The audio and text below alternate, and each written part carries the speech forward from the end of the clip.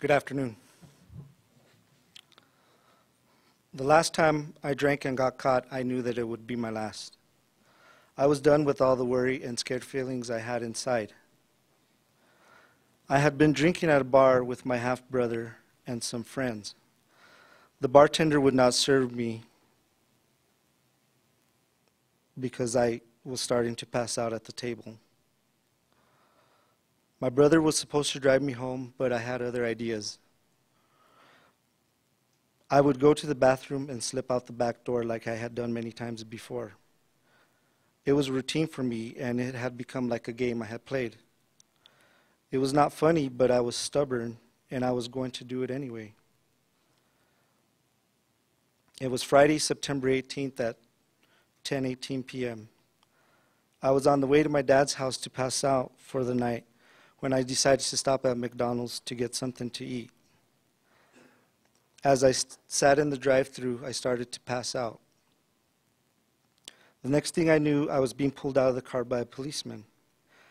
My car was full of empty beer cans, so I could not deny what I had been doing. I told the officer to take me to jail because I had been drinking.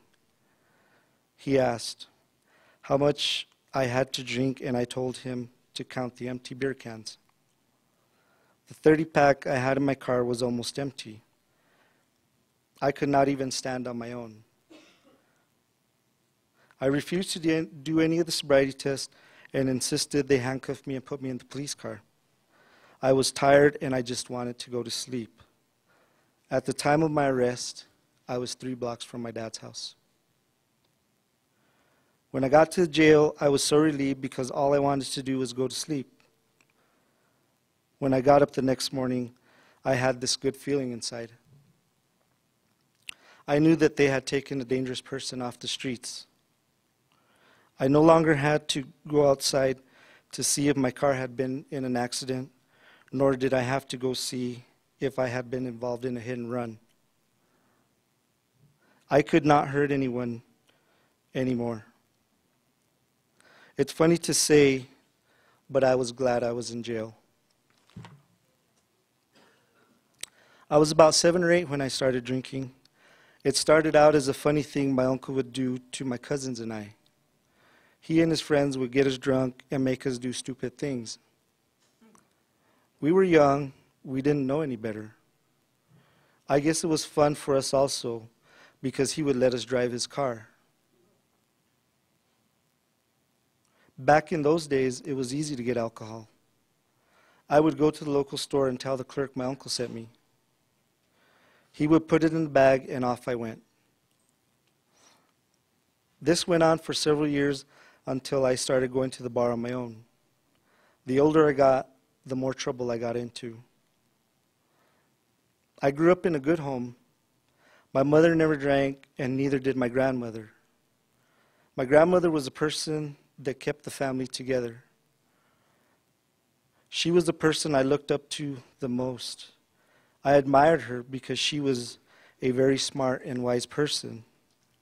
She was special to me because she taught me life skills and the things I needed to know in my culture. She would say, "I'm teaching you this so you don't have to count on a woman." My grandmother knew me well. I still think that I would not be the person I am today had she not passed away. She had a lot of influence on my life. She would have made sure that I took the right path. I was 11 when she died and could not believe that God could do this to me.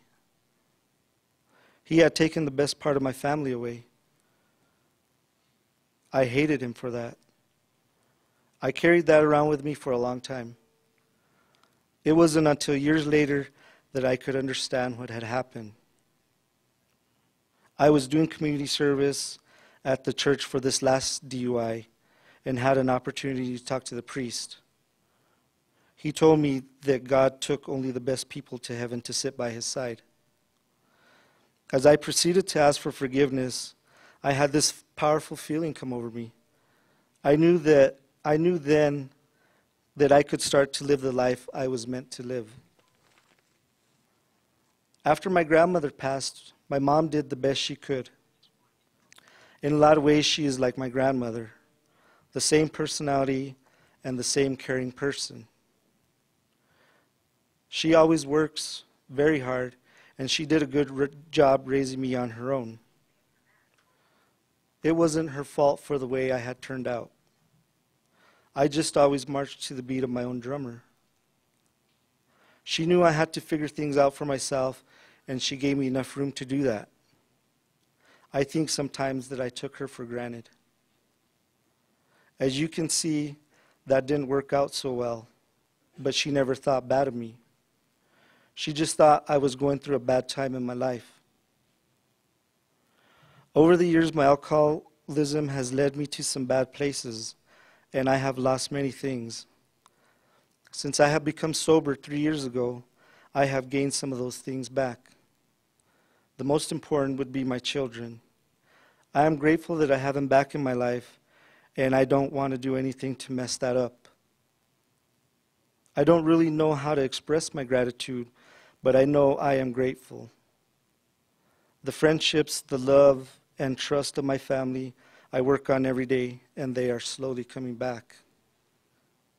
The material things like the cars don't mean much, and there's nothing I can do about them, so I don't worry anymore. You see, in Albuquerque, if you get a third DUI or higher, they seize your car.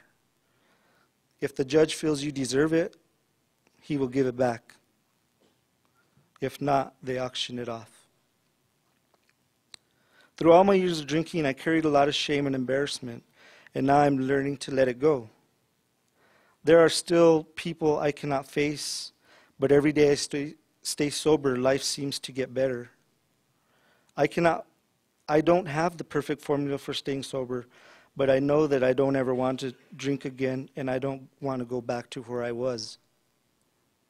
It was a lonely place, and it seemed like I was the only one that lived there. The ironic thing about my alcoholism is that I was hit by a drunk driver when I was 12. My mom's heart stopped beating for almost a minute, and still, I did not learn a lesson. It took me a long time to recover from that, and I was glad that they could revive my mom so that she could see me become a man and see her grandchildren grow as far as they have grown to this day. I might not be the man she envisioned when I was a boy, or the one she dreamt big things for, but she still stands by my side, the one loyal person I can always count on. For that I am grateful. Looking back at my life, I would never admit I was an alcoholic. I never even talked about alcoholism. I look at where I am now, and I am very grateful. Thank you.